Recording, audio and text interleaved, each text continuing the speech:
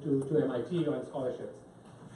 Just a quick update on some of the upcoming events. Like I said, we have a pretty packed schedule. So in October, we're sponsoring a musical called Soma. It's a musical parody on the tech culture in the Bay Area. We also have an event around the smart home on October 16th. In November, we have an event around the edge computing and cloud computing. December, we're just in line with the holiday season. We're working on an event around e-commerce and retail. January, in line with the JP Morgan Healthcare Conference, we have an event around digital health. February, I think we're all trying to figure out what ISOs and blockchains and all of those things are and how the future of fintech is being defined, and we're going to explore that further in February. We're also planning an event around enterprise applications, AR and VR. Just a quick update. Earlier this year we had the MIT AI conference in March, and the winner in the MIT AI Idol, Unify ID, they just closed a $20 million Series A round with NEA leading it. I don't know if it happened at the conference or not, but I'll say it happened at the conference. Both NEA was present, and they were one of the sponsors. So next slide. Just two other big events coming up. Our annual event, the premier event, is the Spotlight Gala. It's on February 25th.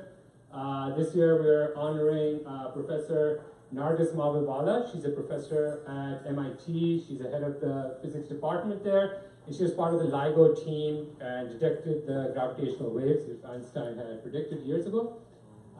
Next, we have our 2018 Tech Conference. It's going to be in April, 2-day event, so save the date on your calendars.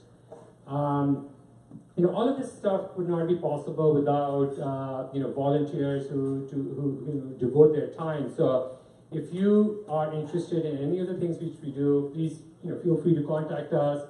Just email us at tech@mitcnc.org. There's several of us who are club volunteers. Vivek's there. Raise your hand. Hisham, he's right here. Amber, she's somewhere here. So yeah, reach out to any of us, and we can help you. We'll rope you into helping this out. We have a lot of sponsors who support our events, and all of this stuff would not be possible without them. We'll just quickly flash their names. And then last but not least, Tom and the NextWorld team, thank you so much for hosting us, and looking forward to an enjoyable evening. So over to you, Tom. Oh, by the way, please tweet. It's our handle is MITCNC, and this event is going to be live streamed on our Facebook page as well. Great, thank you, Shuja. And first I want to welcome you to NextWorld Capital. It's great to co-host the event with the MIT Club. I'm one of the general partners here. We're a venture capital firm investing in enterprise technology, including the Internet of Things, SaaS, big data, AI, ML. So a lot of the topics that the MIT Club is talking about are very near and dear to our hearts. Also, out of the 3 investing partners here, 2 of us are MIT alums, my colleague Ben Fu and I, so it's great to be part of the event tonight. So I want to give you just a quick background on what we're going to try to accomplish tonight. So this is a really special night. We have very interesting panelists who are going to be on stage, and there are a lot of interesting practitioners in the audience. So this is a smaller, intimate event where we can have some good debate, some good discourse, and really talk about what are the opportunities in the industrial Internet of Things. So what are the platforms that entrepreneurs, either within startups or in big companies, can use to build new applications? Where are the gaps where there needs to be a platform, or there needs to be things like standards to enable more innovation? And we're going to look at some interesting examples of what's working today and what is still to be realized. So those are some of the roadmap items for tonight. Personally, it's an exciting topic for me. At NextWorld, we've invested in a number of Internet of Things companies. One is Airware, a drone enterprise solution, which you'll hear from tonight. We've also invested in a company called First Fuel Software, and they provide a customer engagement solution to utilities using smart energy meter data. And we also have a company that's building maps for autonomous cars. So these are some examples of where, as active VC, we're putting our dollars to work. And we'll see in 5 to 10 years how those different industries shape up, but we're very bullish on the sector. So with that, I wanted to first see who's in the audience so we can get a sense of kind of the composition. So if you are working at a startup today, please raise your hand. All right, how about working at a large company? Large, public, or at least with a couple thousand employees if you're private. How about people who are investing in IoT or consultants, otherwise helping make things happen? Great. So for those of you who can't see, it's about a third, a third, a third. So this should be interesting. So with no further ado, we'll call forth our first person in our series of fireside chats. So the format we've found works really well for these events is to have some lightning round, one-on-one conversations up here with panelists who will then come back at the end for a full panel discussion with audience Q&A. So that way we'll hear some of their perspective, what they're up to, and then we'll get to answer or ask them questions. And we'll have about 45 minutes for the first section and about 45 minutes for the panel and audience Q&A. We'll wrap up with some more drinks and networking. So with that, I'd like to invite our first fireside chat down in front. So Niloy Samuel's the CMO of GE Digital, so he'll be our first conversation. So we welcome Niloy to the stage here.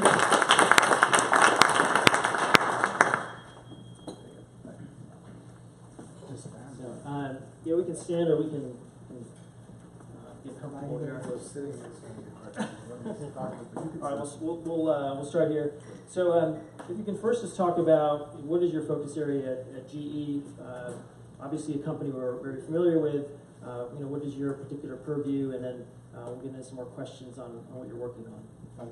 Thanks, Tom. I feel like being in an MIT conference, my IQ level just goes up just standing here. So thanks for coming here. Thanks for listening to me. I don't have a PhD, but I am an engineer, so hopefully that helps. So right now in GE Digital, I've been in GE 15 years. I kind of like to call myself the true industrial digital. I was an industrial person and I had to learn digital the hard way. I've been in the digital side for now about 8 years. Frankly, in 2017, calling something IIoT is like saying, what's website in 2010? So we're way past the buzz now.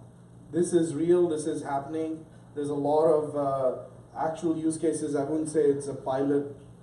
5 years ago you could say we were piloting, especially in the industrial space. And I know, John, you'll speak from a Cisco perspective. So specifically what I do in GE, I'm the Chief Marketing Officer for what we call industry marketing. So all of the industry verticals that GE plays in, be it aviation, power and utility, to oil and gas, to healthcare. How do we take industrial internet or IIoT to our customers?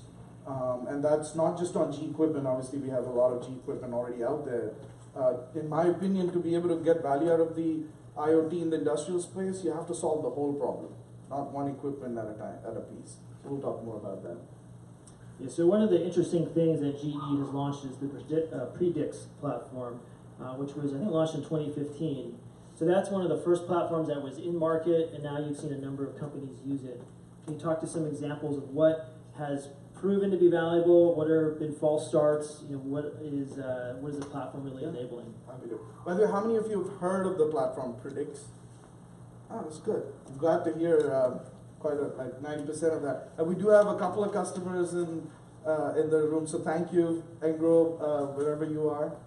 Engro, they were one of our first customers actually out of Middle East, and instead of listening from me, I would rather you listen from Engro how it's going. They, in fact, were one of our first examples where the customer also turned into a partner. So they're building their own application on Predix, and we were just talking on how we've jointly achieved our first customer in Greece, a smelting company. So that's, what in a sort of sense encapsulate our journey. And let me take a little bit of a step back to explain why did GE think in a 140-year-old company that was the original Dow Jones Index is now building IIoT platform. It's kind of mind-bending when you put those two sentences together. But what made us think that there is a need for a platform? we didn't start our digital journey 8 years ago thinking we need to be in the platform as a service game. We were sort of, the story is the same way that Amazon stumbled upon AWS. We tried to solve the problems for our customers in-house. And we quickly realized there is no technology that was best of breed. You could just buy it and run it, because as we'll go further into the details, especially in the industrial segment, and I'm glad we call it industrial internet or IIoT, because in the media, you kind of confabulate IoT with industrial internet, and it's just not the right thing. Trying to do Fitbit and consumer IoT is not the same technical problem when you're trying to solve industrial internet. So that's kind of the backstory, that we didn't start thinking we need to be in the platform game. Frankly, platform's another buzzword like IoT. Everybody's a platform company these days. But we realized that there was a market for companies like Engro. All industrial companies, in my opinion, have to be a digital company. And that's not a buzz. So double click on the consumer versus industrial. What is the difference? Like how would you characterize the key things that make the industrial IoT a different ballgame? I would say the first and foremost is the diversity of the devices you're trying to connect. So in industrial setting, very rarely are you going to get the value for your customer if you're just connecting one equipment provider's device to the cloud and doing the analytics. And so take a particular example. Let's say you're in a utility context. Smart meters, gas turbine, coal plants, you name it. None of these environments are single device, single consumer. They're always multiple device. So as soon as you say that, you're going to have a complexity that completely transforms the challenges. And again, you have data imputational problem, then connectivity issues, of course, then Cisco comes into the play. Cybersecurity is another issue. Like if you look at some of the recent issues being talked about in the media, when you're in the consumer side, you care more about the privacy issues. I mean, cybersecurity is also an issue, but it's more the data privacy and personal, data privacy types of issues, whereas in the industrial internet context, it's critical infrastructure. People will lose their lives if you're not careful with your technology. So your resiliency, your availability, if you're putting a workload on AWS for a consumer IoT, 99.9% availability is great. 99.99% is great.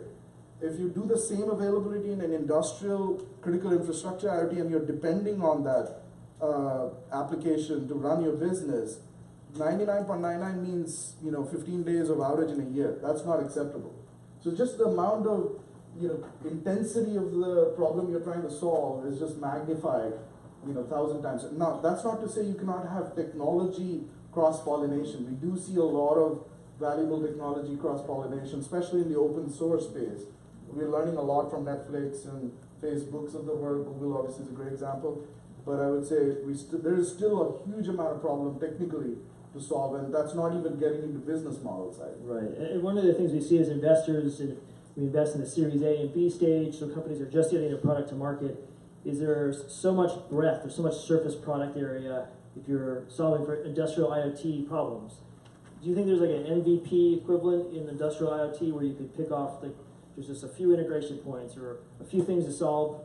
Because a lot of industrial environments, there's like so many integration points, and it might take years and many dollars to try to do all those connections up front. Yeah, and there's always going to be integration point and value for startup companies and venture capital to invest in sort of filling that technical challenge in a particular context. But I would say where we are as an industry from an IoT perspective, you do need players, large or small, who are trying to solve the whole problem.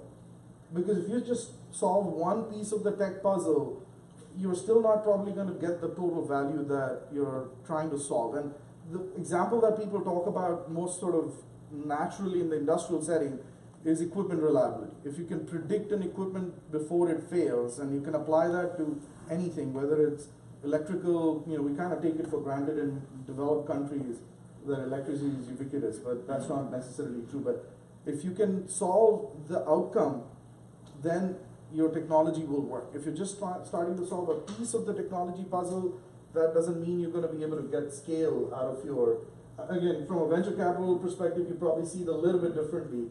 I would say the one challenge that I've seen venture capital startups face, and I'm sort of making a generalization here, is the entry barriers in the industrial settings are much higher. you need a much bigger sales and marketing budget, you need a much bigger enterprise selling team. This is not stuff you're going to buy out of the website, right? Because your customers want to have trust in your technology for you to be able to, so you do need a different paradigm for the startup companies and venture capitalist firms to be able to successfully navigate sort of the morass. And again, I'm probably speaking it through a biased lens, and I'm sure John would say the same. Large corporations do have a little bit of an edge in that sense. We can bet our balance sheet. Customers would say they would rather go with a GE or a Cisco than a startup company, but there's space for both sides of the equation. And last question, if you were to have a wish list of applications you wish startups would build on Predix that you could go to market with, what would be on the top of the list? Frankly, it's so many areas that you could pick and run with. I would say already what we see a huge success of startup companies, and especially Israeli startup companies, in cybersecurity context of the industrial. Again, critical infrastructure. If you're not able to solve the cybersecurity problem, now I'll just take a quick segue. I do believe that a connected asset is a more secure asset. And again, it's a generalization. But that belief cannot be a 99.9% belief. It has to be a Six Sigma belief. It has to be cast in stone. Most of the hacking instances that you hear about in the industrial setting, the Ukraine grid got hacked recently. There's, in fact, even this morning, there's some news about North Korean hacking into utility companies in US. Most of that is happening in legacy SCADA system, HMI, historian type solutions. So a well-designed, security by design industrial internet solution will be more secure. I think there's a huge opportunity for startup companies to play. Again, I think even that's sort of at the one level. I would say the other level is the end, last mile problem. If you're trying to get a field engineer, there are 20 million field engineers in the world. How do you make them more productive? This is not about robotics, you're trying to take them away completely. If I can get 2%, 3% productivity out of the field engineers, that's a huge problem to solve. So there's a lot of value in drones and other augmented devices. I know we have a startup company here. I love that we have an event with actual IoT technology. That's the way to do this. I think there's lots of value. Again, every step of the way, there's technical and business model innovation opportunities for startups to play. Great. Well, thank you very much. We'll talk more on the panel.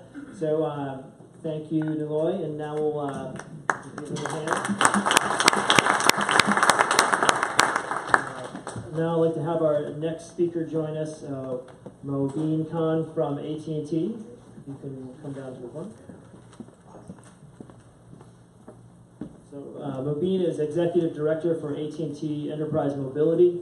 So he will be able to speak with us on the connectivity aspect and other ways that AT&T is helping to catalyze a lot of interesting applications. Thanks, Sam. Can I sit down? Yeah, I think we'll sit down for this one. And if you could start with a little bit about your role and Sure. things that you focus on. Sure. So thanks for inviting me here. So my role, so I'm with a small startup, AT&T, based out of Dallas, Texas.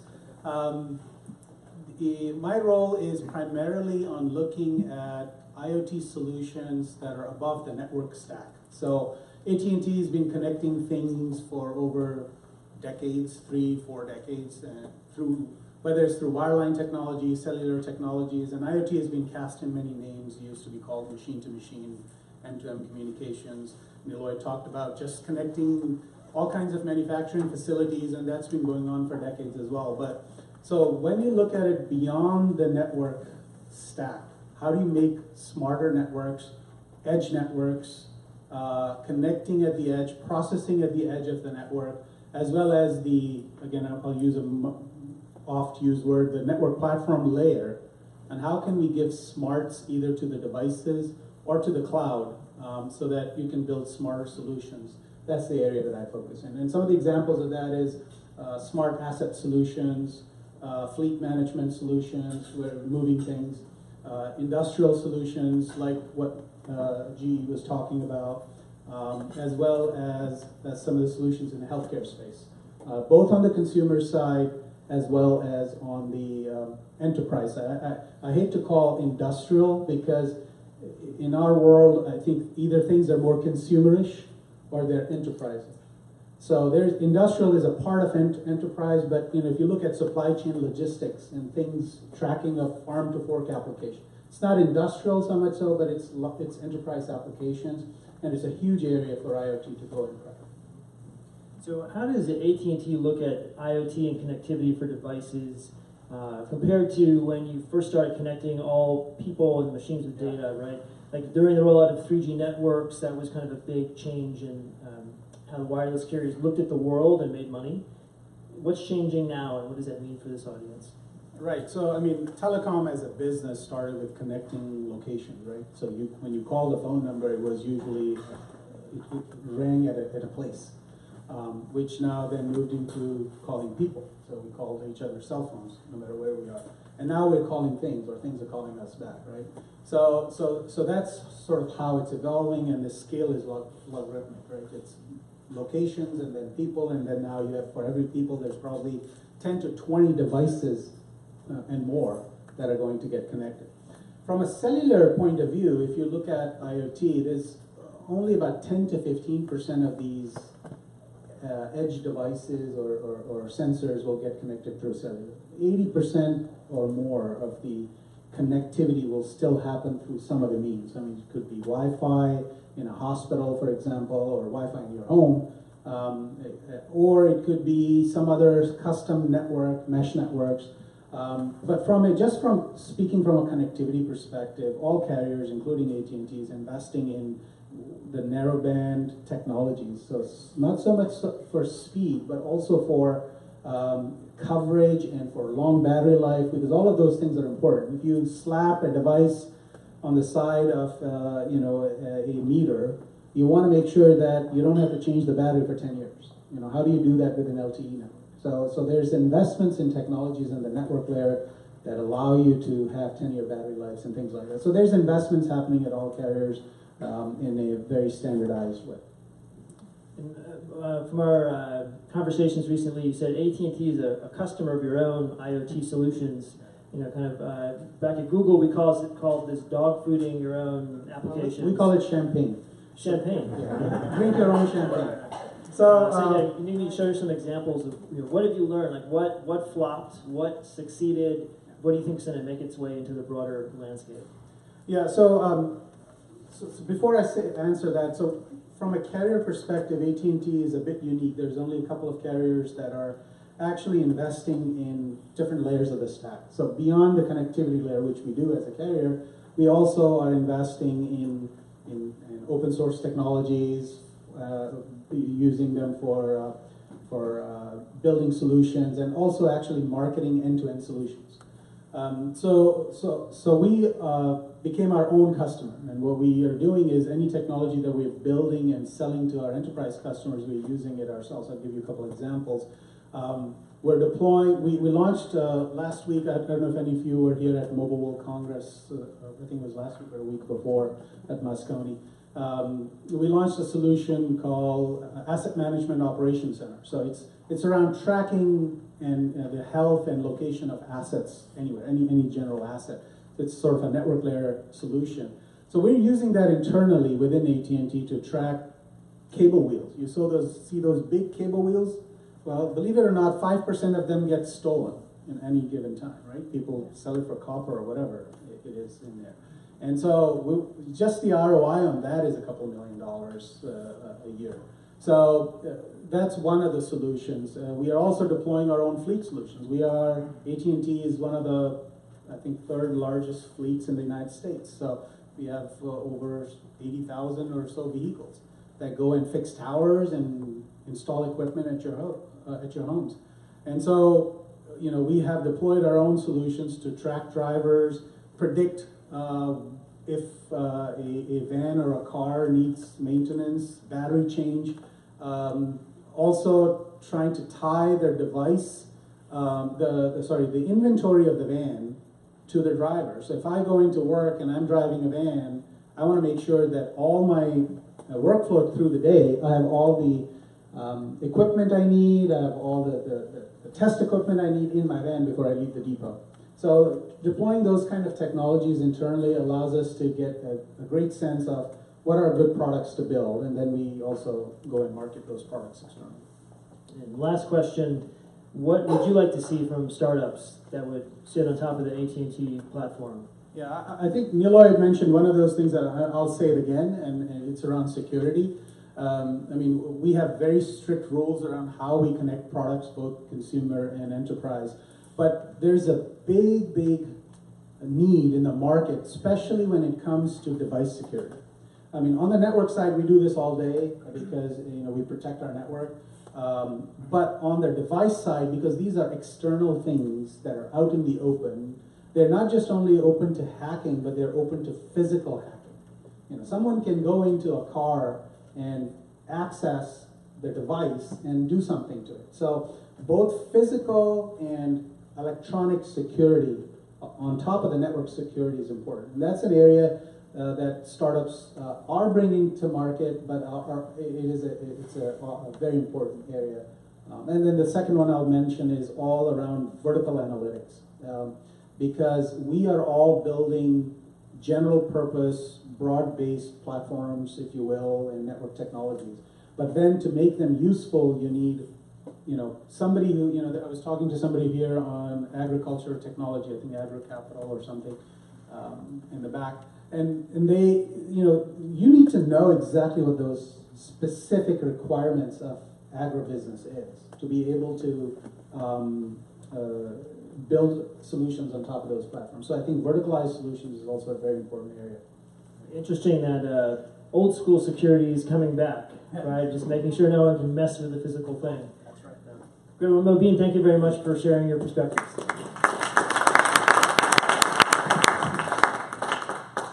All right, next I'd like to welcome Yvonne Wassenaar, who's the CEO of Airware, to the front of the room.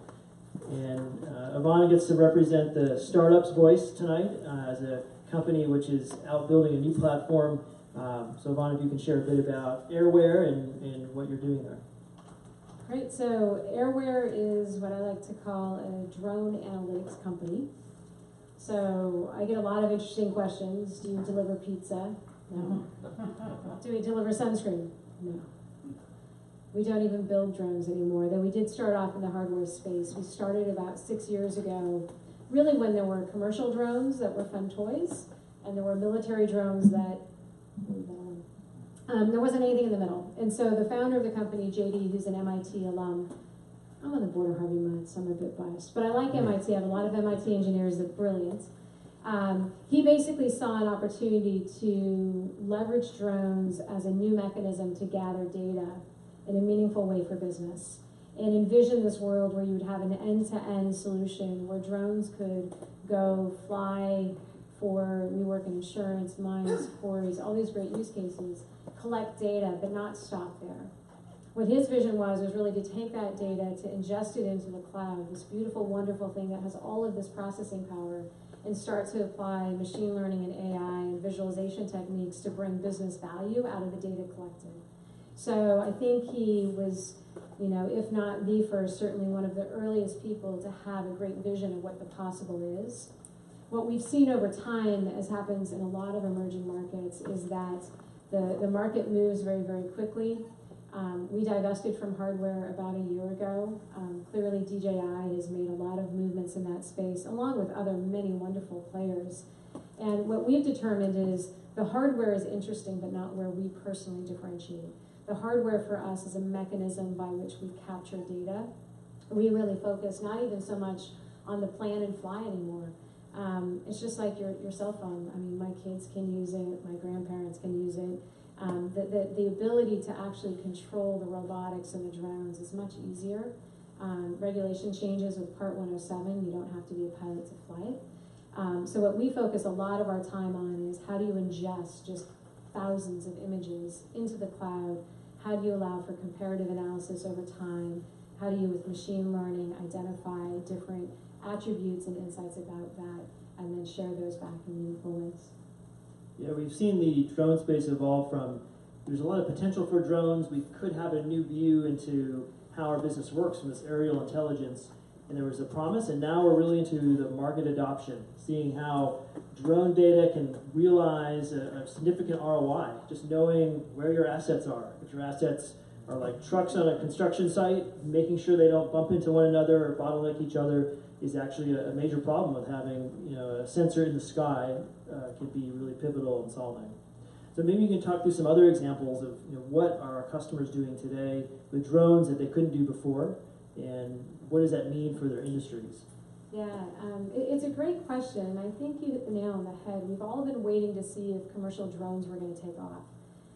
And my big realization is, you know, the commercial drone industry is not an industry. I think somebody said it earlier, there's vertical use cases where drones can drive tremendous value. And we're just at the point of adoption where it's going beyond being an interesting toy to play with to now I'm collecting data, what do I do with it?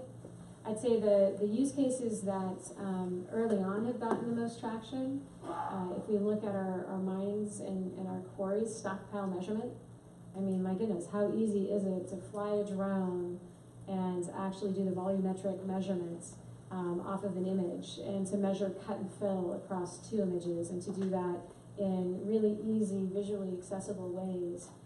What we're finding, we had one quarry customer, they're saving hundreds of thousands of dollars because they used to measure material loaded by the trucks that left. And then they started flying the drones, they're like, wait, we're getting different numbers. And of course the drones were wrong.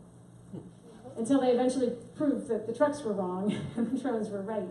And so, you know, there's everything from just the automated reporting that you do to bill and pay and to report your own financials.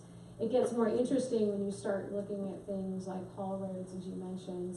I get excited when we start integrating other data sources. So we're doing some work with a blasting company, and what we actually help them with is looking at their drill plans, integrating that into how much earth was truly moved, what's the fragmentation of the rock post the move.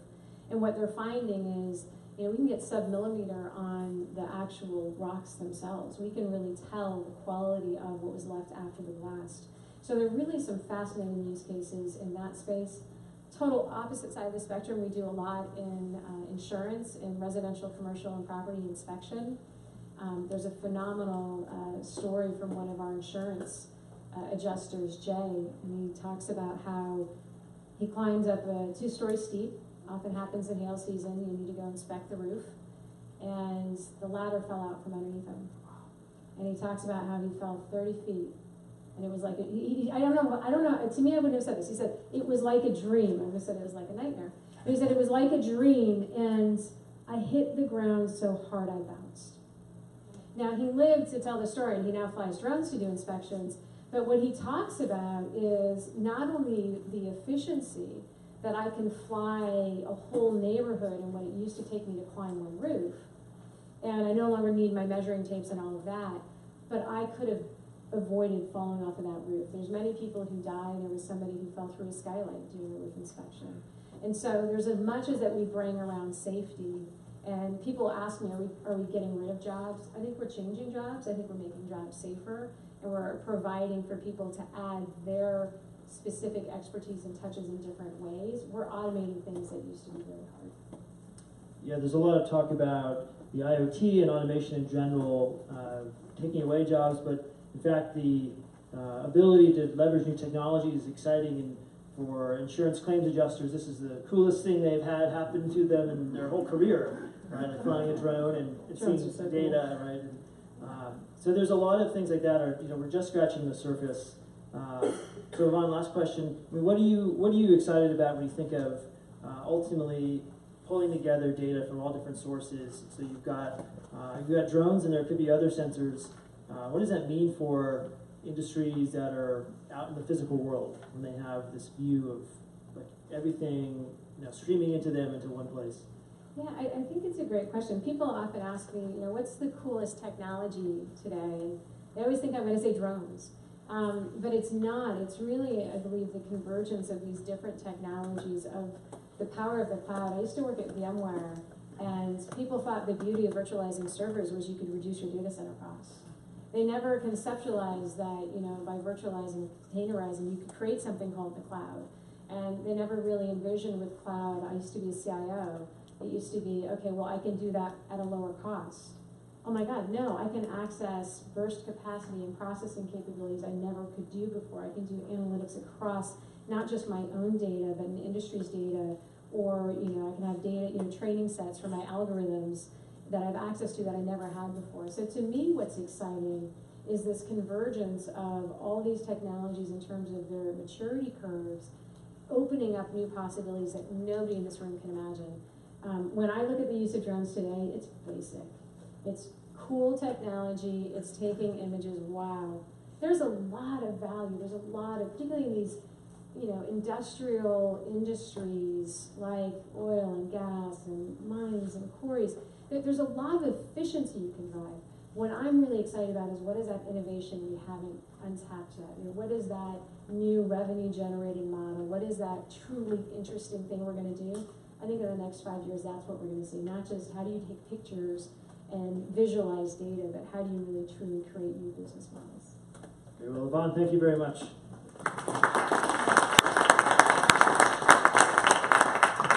All right, we have 2 more speakers until we go to the panel. So next I'd like to invite John Apostolopoulos from Cisco to the floor. John is VP and CTO of Cisco Enterprise Networking. So John, if you can say a little bit about what you focus on. I know it's quite broad, but some of the main themes that you're excited about today. Sure, happy to do it. Thank you for the invitation to join here. Yeah, so I'm CTO of Enterprise Networking, which is Cisco's biggest business. So wired, wireless, a lot of things with IoT, smart buildings too, by the way.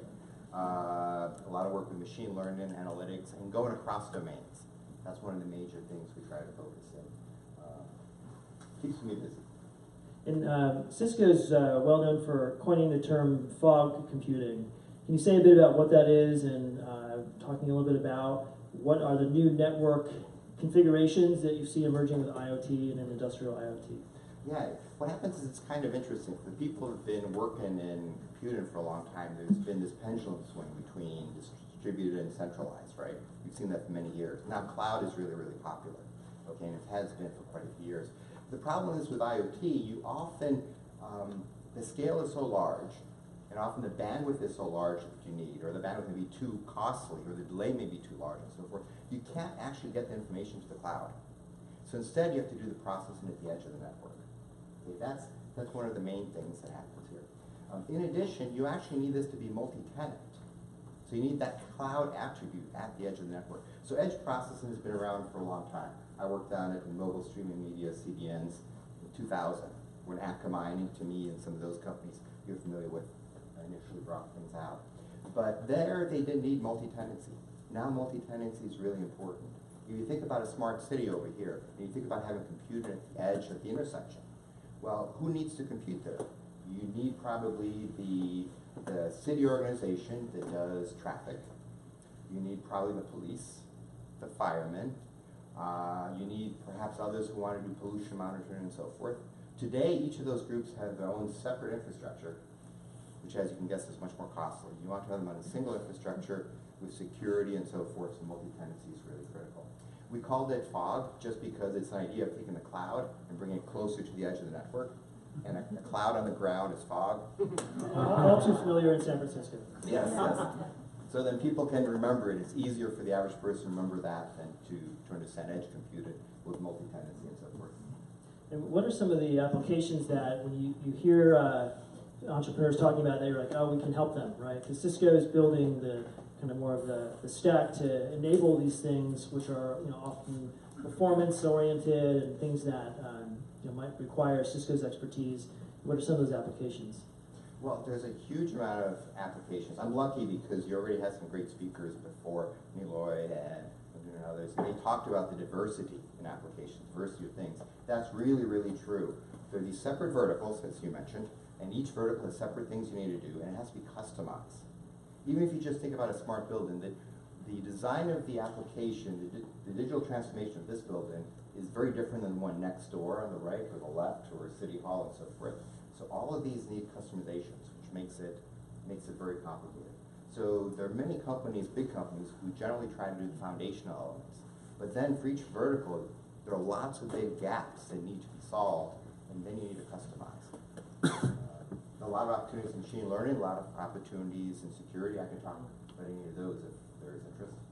Yeah, I think security is something we'll definitely cover on the panel, but since Cisco's got to be particularly focused at the layer that you're working at, what is your view on where is security today? Like, is it red zone danger? You know, watch out. Is it getting better? You know, what do you think is the status quo? Where do we need to get to? It's, oof. It's, You're not speaking on behalf of Cisco necessarily. there's a lot of work that needs to be done. Let me just say it like that. But there's been huge advances that have been done. Maybe I could talk a little bit about some of these because they may be interesting. You see, reassures things are getting better. With North Korea. with things all over the place. One of the advantages of the what do they call it, Internet of Connected Industries, that things are connected, things talk to each other. Okay, so as soon as things talk to each other, if the things on your network, you want to know what they are. Sometimes these may be registered.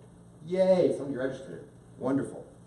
Often they're not registered, especially if Internet of Things, you have a manufacturing plant, you bring all kinds of things in very quickly because you need to get up and running, you need to make changes and so forth. So you want to be able, even for unregistered things, to be able to detect what they are, first of all, and then to be able to determine, hey, are they behaving the way they should? Okay, that's really very important. For example, are they sending data to a server in Chicago or to someplace in Eastern Europe or something? These are obvious examples, but there are many other ways by which devices may be misbehaving. And one of the good things now is we've done a lot of advances with machine learning where you can actually identify what are the different devices out there by looking at who they communicate, by looking at the packet patterns, the packet lengths, the inter-arrival time, so forth, and therefore with high accuracy identify, hey, this is this type of surveillance camera, that's a thermometer, that's an LED light bulb, and so forth. And then you can also check to see, are they behaving the way they should? Or is this surveillance camera doing a denial of service attack? Okay. That example is easy to identify, but there are many others which are much harder. It also gets interesting because now there's more and more end-to-end encryption. So you can't actually look at the packet payloads. But you still want to be able to detect, hey, is this behaving normally? Or is this a threat? And also, is there malware? As a simple example, we all use mobile devices, we all use laptops and so forth. You're using end-to-end encryption all the time. Okay? How can the people who are trying to protect you know whether or not there's actually malware in those encrypted flows? Fortunately, with some advances in machine learning that have been done recently and security analytics and so forth, we can actually tell that now with very high efficacy. So we can look at the encrypted stream without having to decrypt it, which is what was required in the past, and still be able to tell if this is a malware within the encrypted stream. And that's incredibly powerful. So these are some examples of the advances we've made, but we still need to deploy them, and we still have a lot more work to do. Right. So last question. So what about standards? Where are the industry standards that are emerging, which you are bullish, you endorse them, and where is there gaps where we still need to define the way that things should talk with one another and help enable more applications? Yeah, maybe if you don't mind, I'll turn that question around a little bit. Because what happens is there are lots and lots of standards and alliances in this space. My team covers 65 different standards and alliances in IoT. Okay? It's hard to even keep track of all these names. And by the way, they merge and they split and all the usual sort of stuff, just like companies and so forth. And what happens is that this is incredibly fragmented, incredibly complex. So for those of you who build startups, for instance, it's very hard for you to determine what are the right standards you should build for whatever you're choosing. In the utility space, in smart buildings, in manufacturing plant, it's very hard to do. So one of the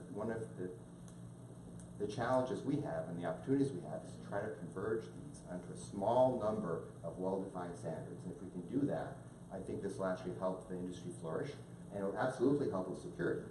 Because if you know, hey, this is the set of standards, this is the stack you should use, and this has been, it's open source, it's been examined by the security experts throughout the world, and it's secure. And if you use that versus something you cobble together yourself from open source, the whole world would be much safer. Great. Well, thank you very much, John, and we'll get some of these topics in time. All right, and last but not least, we have Surad Day, who's founding partner of Manifold.ai. So, sir, good to have you. Can you say a little bit about what you focus on, and you've done some interesting projects in the past as well. It'd be good to hear some of those examples. Yeah, so at Manifold, we're a product development firm that's mainly focused around AI and IoT, and so we actually help companies, large and small, build those like vertical solutions you guys are talking about. The customization is all too real, and especially with all these platforms out there, it's hard to, even figure out what tools to use and then how to put them together to solve the problem at hand. That's what we do, and as you mentioned, yeah, in the past, I've worked in IoT for, even before it was called IoT, I think, like 10 years, both on the wireless side and, more recently, on commercial IoT at Nest and stuff like that. So can you talk about, what do you think are the killer use cases for IoT? How do you spot them, right? If you're working with a client and they have an idea, or you have some of your own ideas, how do you vet what are the viable opportunities, and where are you skeptical? Skeptical in a lot of places. I think it's not all like motherhood and apple pie. That's the marketing around it. But I think there are a lot of good use cases. I think the way I really look at it is the problem acute enough? It's essentially ROI. But I think acuteness is in terms of two dimensions. Are you operating the thing at the edge in the sense of there's not that much margin for error? And there's a lot of industries that operate like that. For example, one example I use is we did demand response. So on very, very hot days, the electrical grid is operating at the edge. And so knowing what's going on really well and taking to make decisions out of that makes sense. But there's a lot of other things where you think we'll save water, but nobody cares. It's water's basically free. It's so cheap, it's free. Optimizing water usage by 20% really doesn't move the needle. So I think I've seen a lot of that too. It depends on the part of the world you're talking to. That's true. But there's areas where maybe incremental savings or ROI isn't really that compelling, right, That's for the true. application. Yeah. What are some of the areas where you see something that's working and you think there should be more of it, right? Whether it be in an industrial setting or in other kind of enterprise use cases. There's a lot of stuff that's working. I think again, going back to the kind of philosophy, I think places where you're operating at the edge, I think, there's a company that we work for in smart agriculture. I think there's a lot of use cases in agriculture that are interesting, but this is this is an interesting one, but it's where it's a connected soil sensor that goes in the ground, and you can get a view of what's happening, moisture, pH in the ground. But turns out the place where they're finding a lot of traction is the cannabis industry, because you can put it on every single plant. That plant is worth $6,000, and operating it a little bit more efficiently gets a lot more money. And so it's the same stuff, and you can use that across other industries. I've heard a lot of other good examples as well. Yeah, one of the things we look for in our potential investments is taking data and putting it into the operational loop. So it's not just a dashboard you're looking at, it's actually something that you use on a daily basis. It helps change the way you make decisions. Any examples that you've come across or principles you follow when you think about taking the data, the insights from IoT, and applying it? That's probably the main archetype that we see at Manifold, which is, I call it AI as triage. It's you can't look at everything as a human being, as a human operator, whether it's video, whether it's these connected sensor streams. And really where we make, custom machine learning, custom AI models is to triage that and, rank order. For example, we're working with an oil and gas company in a predictive maintenance application where we are triaging, what equipment's gonna fail in what way, and there's a rank order list that comes out every morning that people can look through. And then there's human computer interface issues there as well. It's look, this thing keeps popping up. I know, let's blacklist it. So we work through all these things, but I think this AI is triage. It's the 80-20 solution, which is what I love, right? I think it's very easy with the technology out there today, particularly some of the modern advances in machine learning, to get to a really good 80-20 solution where a human's decision making can be augmented using machine learning. Last question, what's your view on computer vision? And is that sufficient now to enable a lot more applications? And what, again, are some ways it's working today? Yeah, I think computer vision is one of the most underrated forms of machine learning, AI, kind of if we're going to go down that route again. I think just especially with the modern advances, being able to take pictures of things and see things makes such a difference. I think there's so many more things we can do than just, organizing Google Photos and stuff like that, and particularly in industry applications. I'm super interested, like all the Airware examples you gave, I think are super interesting, and I think there'll just be more of that. Again, another agriculture example I'm aware of, they have cameras on the field and they can track rot and different types of things in agriculture. And again, custom things that have to be tuned to each industry, which is more work for us, which is good. Very well. Saurabh, thank you very much, and please give him a hand. So you can stay here. We're going to invite all the panelists up now, and also if you want to do a 7th inning stretch, and just stand for a second and get the blood flowing while the panelists are coming up.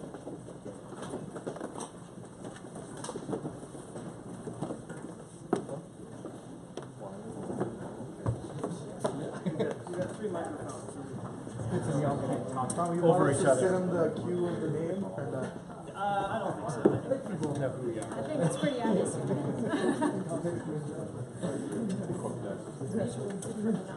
Yes.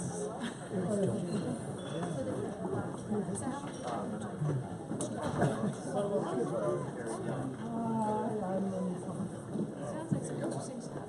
Space here. We'll share it. We'll go back. Oh, he's in 69.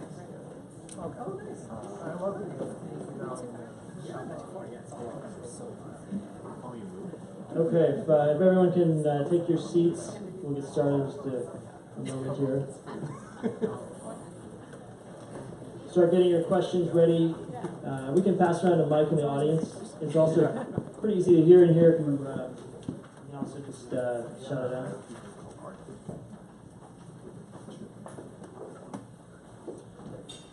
All right. So encourage debate. So if you disagree with each other, don't use elbows, but otherwise, jump in on each other's comments. So I think first question: where's the money being made? You all represent different parts of the industry, different parts of the stack. Where's the big money today?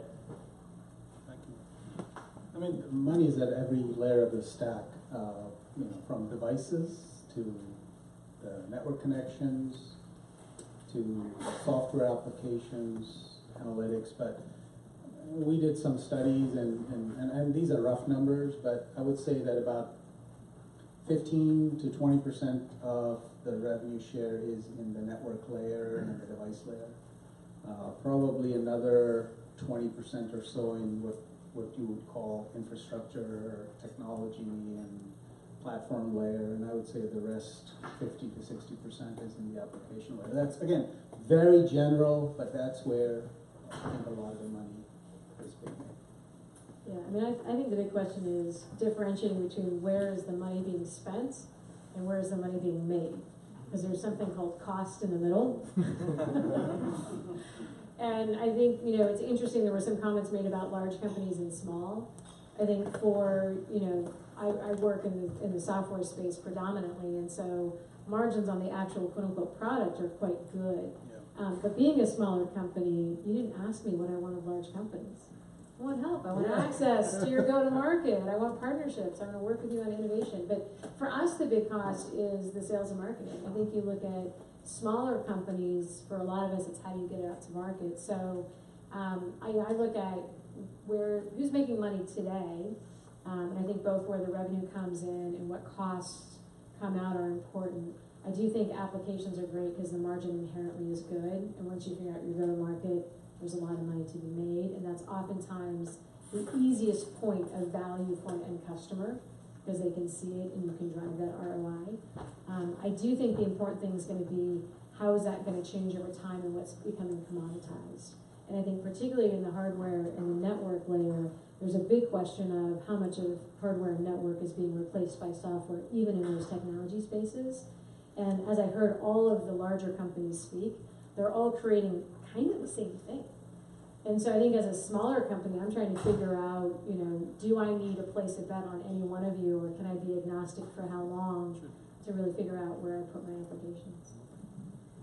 Any responses to that? That's a great point. I would say one thing though, without margins, nobody's going to be in this business for too long.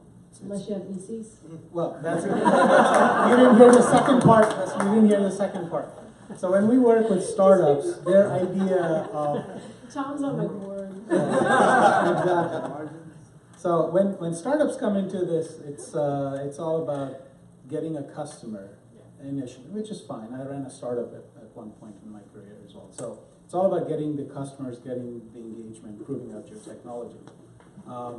But many times, or I should say most of those times, the startups end up not making money. And the startups make money only when they're part, to your point, of a larger platform, whether they sell out or they become plugged into a large distribution. But I think some of the larger companies, like my business, my product line will never get investment from my CFO unless within 12 months or some time frame, I can show a good margin.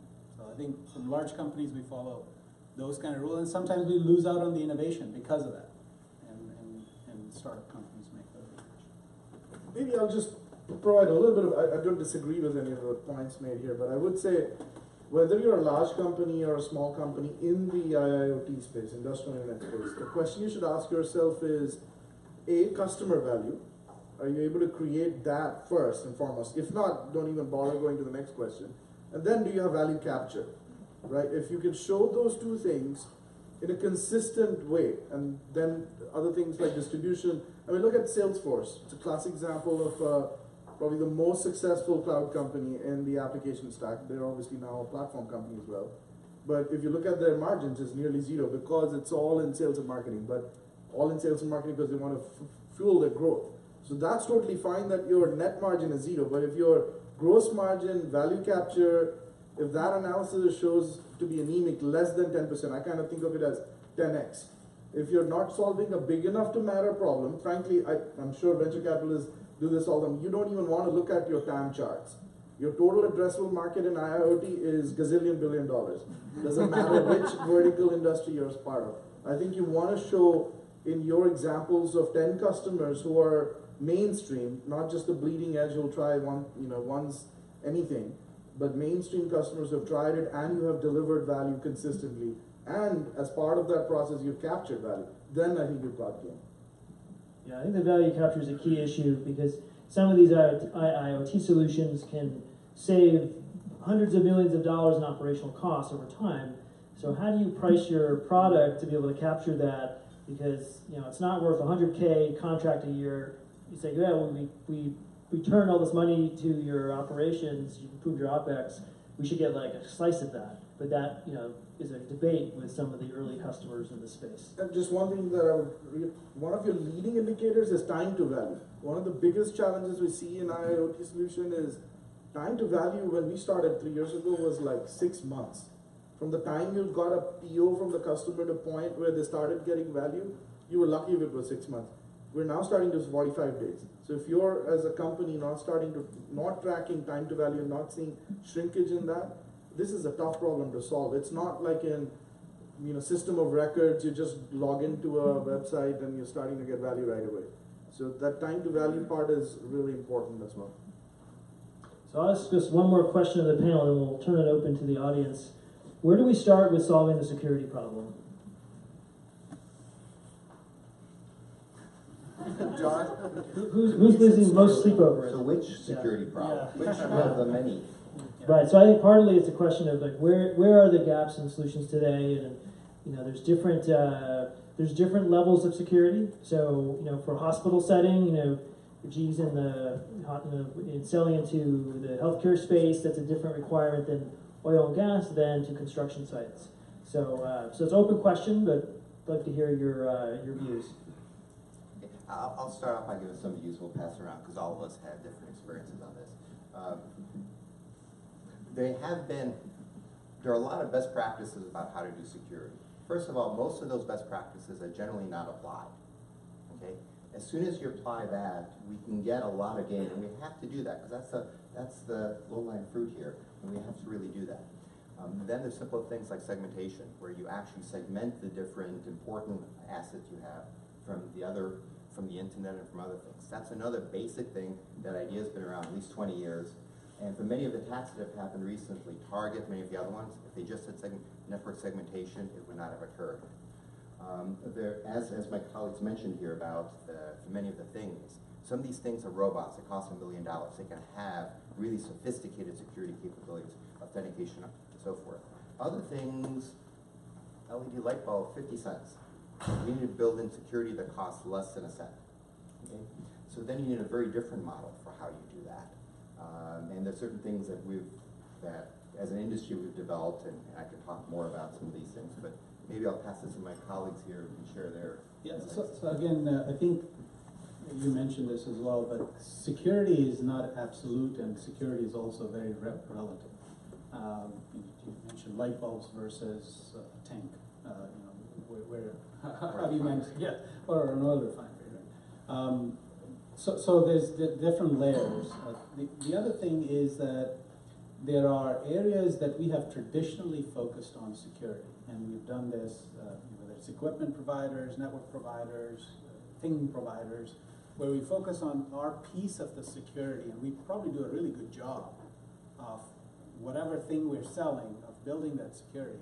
But then that thing touches 5 other things, and we don't do a good job end-to-end from a security point of view. There's no such thing as, but I'll give an example from an AT&T perspective. We certify any device that goes on our network. There's a level of certification that goes in.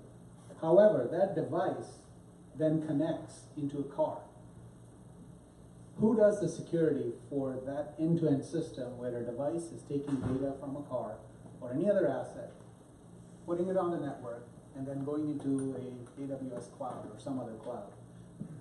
The cloud has great security. The device may have built something on their own. The network has the security, but there are holes as data goes back and forth and gaps in it. And we are not paying, as an industry, we're not paying a lot of attention to that. And I think that's where, together, it needs to be solved. Yeah, I'd add on to that. I agree with everything that's been said. I think a culture of security is probably one of the most important things to create. Awareness. Security is everybody's job, particularly the job of the developers that you have in your shop. Speaking as an ex-CIO at New Relic, what I would say is, my general theory was, gone are the days that you protect the perimeter and you try to keep the bad stuff from coming in or going out. Ultimately, what you have to accept is it will happen. Bad things will happen. And comments were made earlier during the fireside chat. There's opportunities for us to leverage machine learning and AI to actually monitor behaviors and identify the anomalies that need to be triaged and looked at. And so I'm a big believer that we need to be very thoughtful about the portfolio of investments, create a culture of security, invest in these different pictures with a holistic viewpoint, but make sure you're looking at how are you finding and detecting the bad things that will happen, and then what do you do to remediate and how quickly, and how do you learn from what's happened with others. And so I think one of the best practices is really to understand when things go wrong, what was the kill chain, what happens, so that you're continually evolving over time.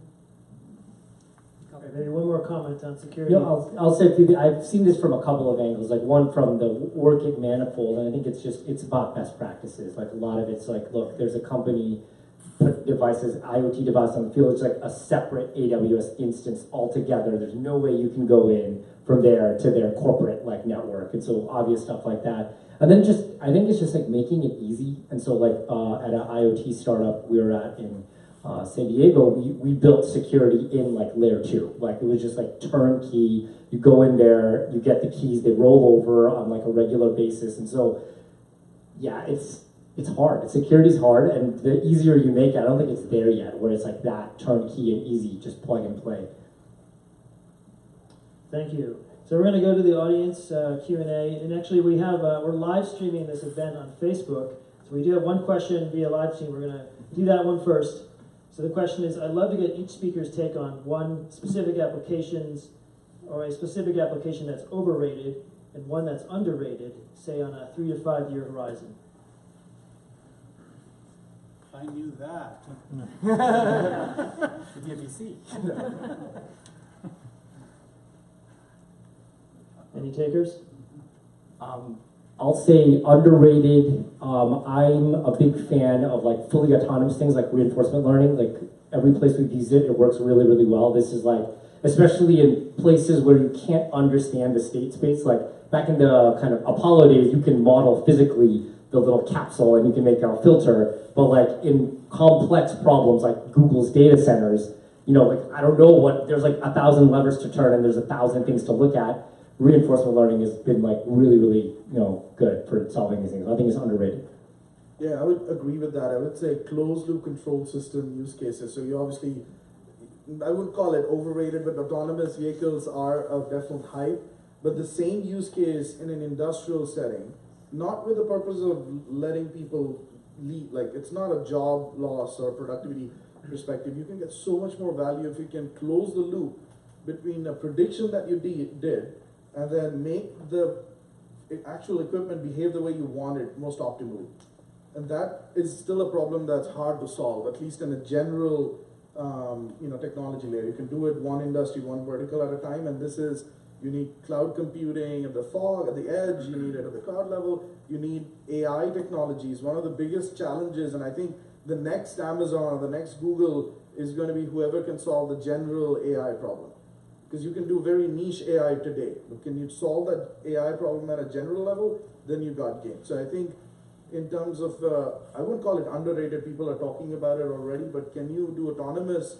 And see, the problem with autonomous is you could do it in a new vehicle. Tesla can do it because you're designing from scratch.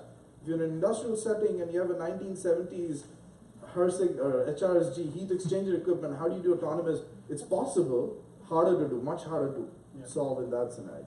I would say we look at many different verticals. So I would say that one of the use cases that's really booming is vehicles.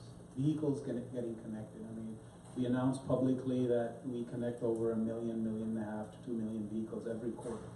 So I know there's so many older vehicles, to your point, on the road, but every new vehicle coming out almost is getting connected, and all kinds of use cases spurring both consumer and enterprise side. So that's an area that's booming like anything. I think the one area where we continue to see challenges is on the consumer side of things. There have been so many versions of health monitors and personal or patient or all kinds of accessories that are connected, and they come in, they look really sexy, and people buy a few 100,000 of those, and then they put them in their drawers and then move on to the next bright thing. So that consumer thing is really, really challenging in the IoT space. All right, well, let's go to the audience. A question in the back here. You try shouting it out, and we'll see if we can hear you. Yeah, so in the recent news we've had hurricanes that led to massive power losses in Florida, Puerto Rico, and Houston. What would each of your companies have done, let's say a year from now, if you were fully deployed, to get the power on faster? First, I would have invested putting the power lines underground. That would help. By the way, that's what the Northeast Corridor, most of the states have already done it. It's kind of like no-brainer.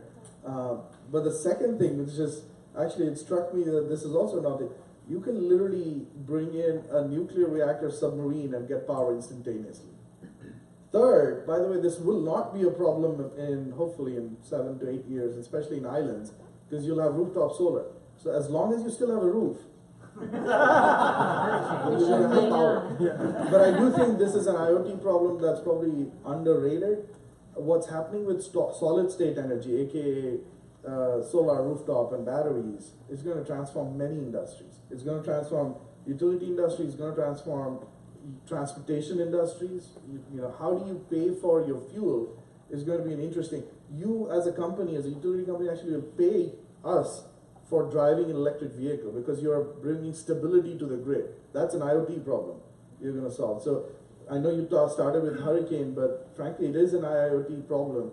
But sometimes common sense, frankly, is the best solution. Put those wires on the ground. Yeah, I mean, I would say, similar to so many opportunities out there today, the technology is there. And so, there was a study out of Oxford, 47% of work done today could be replaced with technology that exists today. So it's not so much about, what new technologies do we need, but it really is around policies, regulation, it's around change behavior, it's around investing in those things that we know are best practice. In the specific case of the hurricanes, I mean, certainly from my company's perspective, we were supporting our customers in the aftermath. And so accessing places that you couldn't otherwise access to figure out, where you could actually make impact. But I think, that's just the tip of the iceberg. I think, your question is what can you proactively do? And I think the answer was, really, why do you put them underground, look at other sources?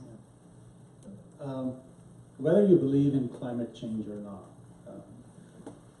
these kind of events are happening more and more and with more severity. At least that's my perception of it.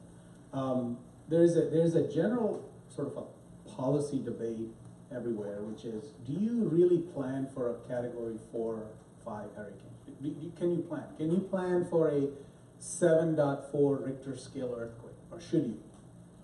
If something like that comes, it's apocalypse anyway. So do you plan for that or not? And what level do you plan for? That's a policy debate. We are technologists here, but at some level that needs to be decided. Do you plan for a Category 4 or 5 hurricane? Do you plan for 7.3 Richter or not? After that, I think there's a lot of common sense things that can be done to say, okay, I'm going to build the systems this way. I'm going to construct homes and buildings this way. I'm going to build the power grid this way, so it can withstand that. I don't think that we've done that. I mean, our grids are 100 years old, right, or more. So yeah, I think a lot of work needs to be done, and companies are doing it. They're putting in better policies. For example, AT&T drives, if something is coming, they drive up base stations on wheels there because they know base stations are going to go out. So whatever is in the vicinity goes there before a hurricane strikes, for example. It doesn't work 100% of the time, but it's what we can do. So that's what I would say. I'm going to give a techie answer. Yeah, last comment on this one, then we'll go to the next question. I'm going to give a techie answer. I mean, I just brainstormed this, but if we had the drones, you just send a fleet of drones out everywhere, take pictures, where's the power lines down, estimate where it's broken, what the schematic of the grid is, and then you can maybe perhaps more quickly fix the portions to power up more people faster.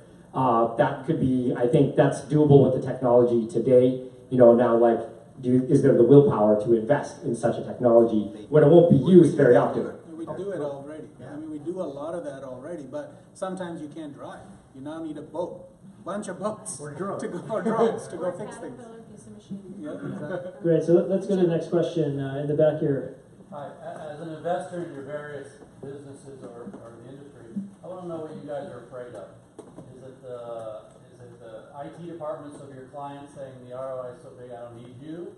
Is it two guys in a garage? Is it the ROI of your funding sources isn't there? What are you guys afraid of? What keeps you up at night? I'd say if, we're GE, so we have only one investor, our board and our chairman. I think if you're scared of the J curve, then you're going to miss an opportunity. You've got to be ready to lose money for a significant amount of time, even if you're proven value capture, even if you're but to be able to look at any technology space worth its salt, there's only 3 players ultimately that matter. So if you're not ready to invest like that, you probably shouldn't even enter in the first place, because yes, you would actually destroy shareholder value while you're doing this. So I think it's the thing that I consider, in a way, GE is protected, but I would still say that is the thing that keeps me up at night, is if our investor, which is, it's easier in your venture capital, is you have, as a startup company, you have access to multiple venture funding. As a large corporation, you only have one investor, so it's a zero-sum game in that sense. I think from our point of view, or my point of view, I'm not afraid of technology evolving. I think that's all a good thing. All boats rising is a good thing. I think I'm afraid of markets not developing fast enough. And also things that can push the market back. So for example, we were talking about security. A big security lapse in a grid can push the market back. Everybody's going to sit back for the next 12 months figuring out whether they should go and invest in this new technology or not. Or a drone doing something funny and somebody taking over it and doing something bad with it is going to slow down the market. So anything that slows things down and the market not developing is what keeps me up. Yeah, there's another thing which may come as a surprise to some of you, especially startups, but we face it, many of us, all the time. So this doesn't necessarily keep one up at night, but it's a challenge. There are often multiple stakeholders you have to agree to do something, especially in the IoT space. You already see the smiles here. So let's say just networking is a simple example. Who needs to agree to the solution? Well, the operations people, the network people, the security people, and maybe the finances, the CEO. There are quite a few different groups that have to agree on anything. If you talk about internet, smart city, you have to have the various government agencies to agree. Why do you think smart city takes so long? Because you have to have multiple organizations to agree. Bringing data to the public is actually pretty easy because it's just the groups that own the data who need to make it available. To get multiple people to agree to a single set of hardware and software to work together, that requires much more time. And that's why, as a society, we can kind of push, for example, to help a smart city go quicker. But it's up to us to do it, or else all these separate organizations within city government, state government, so forth, are going to actually take a long time. Yeah, I'll just build on, from a startup perspective, some of the comments made. I would say I feel blessed. I don't have anything that keeps me up at night in terms of a fear. I think there are a lot of risks that I need to manage. One of them was mentioned as regulatory. So drones are a highly regulated business. Part 107 really broke through a lot and gave us a lot of commercial opportunity, but you still can't fly beyond line of visual sight. And I do think, to your point, if something goes wrong, if somebody dies because a drone fell out of the sky, there's going to be a whole reassessment. Fortunately, I think, the answer to that in my world is diversification. We have global operations. We operate in many different countries. We operate in many different industries with many different use cases. So we're fortunate we've been around long enough to say that. I think the other thing that was mentioned is change management. When you start talking about we're going to do rooftop inspections with a drone versus having insurance adjusters go out there, that's fine when that's in the innovation group. When that moves to the claims group, all of a sudden you have to think about reskilling, retooling, different allocation of resources. Again, it doesn't keep me up at night as much as I'm thinking about how do I help my customers understand how to go through that evolution? How do I make this about safety, not just replacing workers? And how do I engage people, be it McKinsey, Accenture, or others, who their job is to help with that broader set of change? Rather than turning a software company into a change agent, I want to partner with people who can help manage that. But I think for me, it's more about identifying the risks and mitigating them. But those are probably two of the biggest. I think I agree with almost everything here. I think things that stress me out, I think is always just like there's so much new stuff coming out all the time. Like whether it's new platforms and new standards and new algorithms, it's just like the pace of change is incredible. It's hard to keep on top of it. The other thing is, I think this is the smaller company, is just like getting the message out there, like finding customers and delivering real value for the customer. Where it's like, oh yeah, I should do this again and again and again and again. And a part of that is like just this change management, which is it's like not, as a product development studio, that's like not in our like direct wheelhouse, but I think we're starting to develop the capability because it's needed. I'll jump in here as well as an investor. My biggest concern is market timing, right? Just that the length of time for a lot of industrial companies to evaluate and integrate and then deploy a solution can outlast the startup's life cycle, the timeline they're going to be able to survive. So a lot of it is understanding who are the early adopters and partnering with them early to try the solutions. And we have a network of about 100 global corporates we work with around the world where we're bringing startups to meet with them and partner with them and often become customers. So that's where we try to get that proprietary diligence, because it's all about figuring out who's going to buy and who's actually going to deploy the product. All right, question in the back in the purple shirt, please. Hi, Benjamin Levy at Bootstrap Labs. My question is, sounds like the use cases and the money being made already, but what happens when a conversation goes from the business units to the legal department that says, hey, let's talk about liability here. Who's carrying it? What's the conversation like? And is that a big impediment to adoption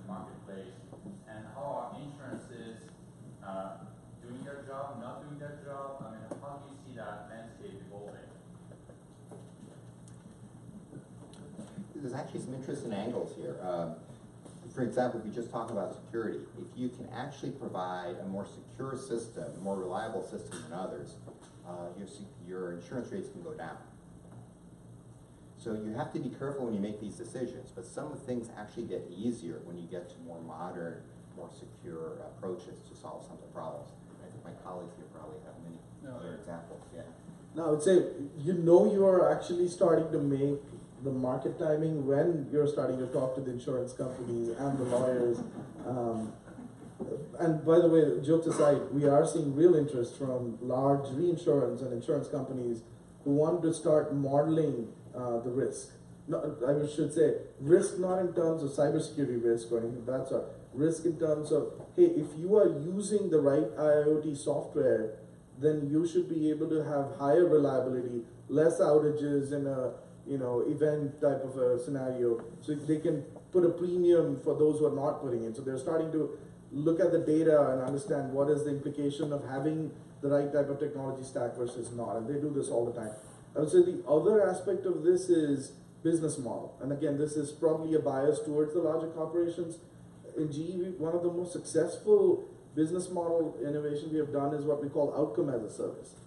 Because IIoT is so technically challenging that if you ask the customer to try to make, like John's example, if the city has to make a decision on every piece of the stack, it's going to take you 10 years and you'll probably retire before they make the decision. So you got to go in and lean in and say, I will give you the outcome. And if I guarantee you the outcome, you pay me based on the outcome. So that has been one of our most successful. And frankly, we have challenges internally with our lawyers, but once you prove in with the first few, then there's quiet down after that. So let's take two more questions from the audience. So here in the front. All of these industries that we're talking about are fairly global, and you even mentioned operations outside of the U.S. already. So how do you think of the global component as as you try to find new technology or try to find new customers? Like how does the global component play a role in all of these things moving forward, or even regulation? Yeah, I mean, I'll take that. I think in today's day and age, being able to operate in a global capacity is critical, and particularly having the opportunity to participate in kind of under-digitized industries and countries where there's the lowest hanging fruit, where you can quickly get to the ROI, is very powerful, not just from making money, but having social impact. So if I think about drones in general, one of my favorite drone companies is a company called Zipline that does blood delivery in Rwanda. And so you can't deliver the blood because of the infrastructure of the roads, but with a truck, but you can deliver it with a drone and you can save lives. They allow you to fly beyond line of visual sight to do that. And so what's interesting, one of the reasons why Airware acquired a company in France is because France has a more permissive regulatory environment. So we're able to experiment and develop use cases over in Europe that we can't do here. We have over 16 cat dealerships signed up around the globe. These can be as large as $2 billion in annual revenue, many family owned. They're very interested in experimenting and doing new things. So for me, kind of back to the earlier question, I see operating in a global environment a great way to diversify what you're doing and to drive diversity of perspective to lead to innovation. The challenge is time zones, currencies, operations, logistics. It's not easy, but I think it's really powerful if you can make it happen. I would say, I think the three big companies on this side, we operate globally, global customers, but there are a lot of challenges, to your point. There's legal challenges, regulatory challenges that we face. There's, in operations also, I think just having the local support, language, billing, contracting, support infrastructure, these are all areas where if you don't have the right models and you don't make the right investments, you may do a little proof of concept here and there, but you can't really play in a big way. So you have to have a global strategy where you're going either region by region or country by country or specific regions where you can build all that infrastructure, because you can service maybe one customer in that region, but you can't really call it a global strategy until you go and make those kind of investments. And a lot of the bigger companies or companies that mature over time start to make those investments. Yeah, and I think, for us, we were able to do it in two ways. I mean, we acquired a company in France, which helped. But I would say, piggybacking on the big companies, they have the infrastructure, they have the go-to-market, they have the operations. So for us, it's Caterpillar, which is an incredibly large partner of ours, has given us access we could not have otherwise built up ourselves at our scale. So I think all of these companies are great examples of tremendously powerful partners if you have the applications that they want to put on their networks or, you know, on Predex or something else. So it's great to look for strong partnerships, I think, in some of the global companies. All right, last question from the audience. Someone on the picnic table here. Go ahead. You're the chosen one. Go for it. A number of speakers have mentioned fleet management as use cases. I'm interested to hear more the use case in that field in terms of either ROI that's high ROI or something unique about the project. I can talk about that because we sell that solution today. So today the ROI is some, in small business, so 5, 10, 15 trucks, delivery trucks, small business.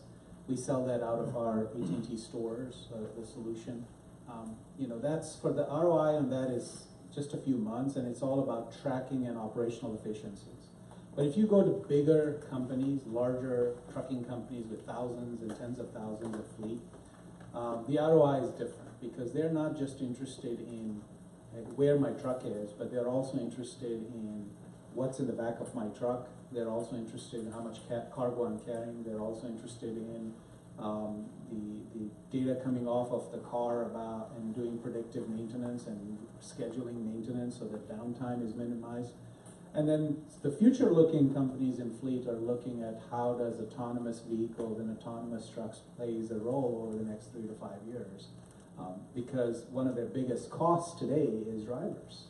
And so I hate to say that, but they want to, as much as possible, optimize that cost. So if there can be a self-driving truck that takes cargo from point A to point B and deliver it from a warehouse to warehouse or a manufacturing facility to a warehouse, that's a huge cost savings for them. So I think that's sort of, I would say, a spectrum of fleet solutions and the value that fleet provides.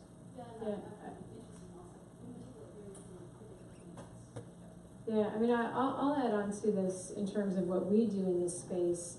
I was not a mining and quarry expert before I joined Airware, but quickly I become one. I drove a Cat 777 where the tire was taller than I am. Drives really well, kind of like my SUV. It was great. Went about 25 miles around the high-speed track out in Peoria. What I would say is the big value that we bring is Cat has this concept of Cat Connect, so they have sensors on a lot of their vehicles, the dumpers, the loaders, the trucks, the whole thing. They know, they can do the predictive maintenance and all of that. What we've been able to bring is that missing layer of, geospatially, what does that land look like? So what we're able to do is help them understand your fuel efficiency in, this truck or on this route is because the haul road grade is too steep. It's not optimized for fuel efficiency and tire wear. A tire on some of these machines can cost $60,000, $100,000, one tire. These trucks are driving 24 hours a day, 7 days a week. They've got shifts that drive them. They're moving to autonomous vehicles, not only because you can save the cost of the drivers, but really the big savings is in the fuel efficiency and the reduction of accidents and the ability to have narrower haul roads because these things drive by themselves. So what we're helping do is actually create a more holistic picture so that they can understand not just what's happening with the truck, but why, and then act on it accordingly. Yeah, there are a few other things I'll briefly mention here, because I'll mention really quick. So for fleet, one of the key things is fuel economy. And you've seen trucks convoying, right? Mm-hmm. If you actually can get trucks very close together, you can get 9% efficiency improvement on fuel, which is huge. But then you have to have these trucks to communicate with each other so that as soon as the first person breaks, they all break. For obvious reasons, okay? Because the closer they are together, the better. The platooning. Another example is, for example, we work with VTA. Maintenance is really important. Turns out finding the right bus in the bus yard to do the right maintenance to is a challenge. Why? The buses all look alike. There's simple examples like that. Another one is we're moving to electric-powered buses and so forth. Well, charging is very important. And then some interesting trade-offs there. For a car, typically, you want to have a big battery to be able to go long distances. Well, the bigger the battery is, the more cost, the higher the cost, the more weight, so the less range and so forth. You actually want smaller batteries if possible. And for things like buses, which go regular routes, it's actually much easier to do it. But then how do you do the charging? Do you have to get somebody to go out and plug it in all the time? Bus drivers can't do that by union rules. You need to get a technician to do it. But on the other hand, if you go to wireless charging for these, you address that problem. So there's a whole bunch of different things you can do to dramatically simplify connected transportation.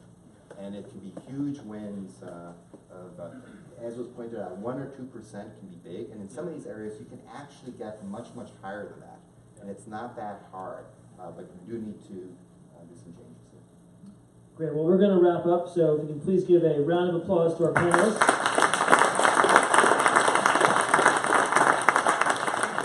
And thank you to the audience for the great questions. You're welcome to stay and have some more wine and food and mingle, so thanks for attending tonight.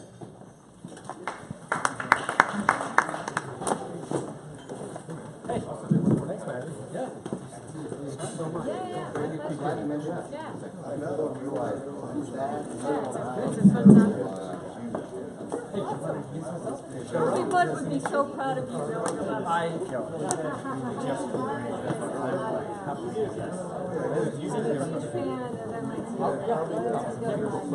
Thank you.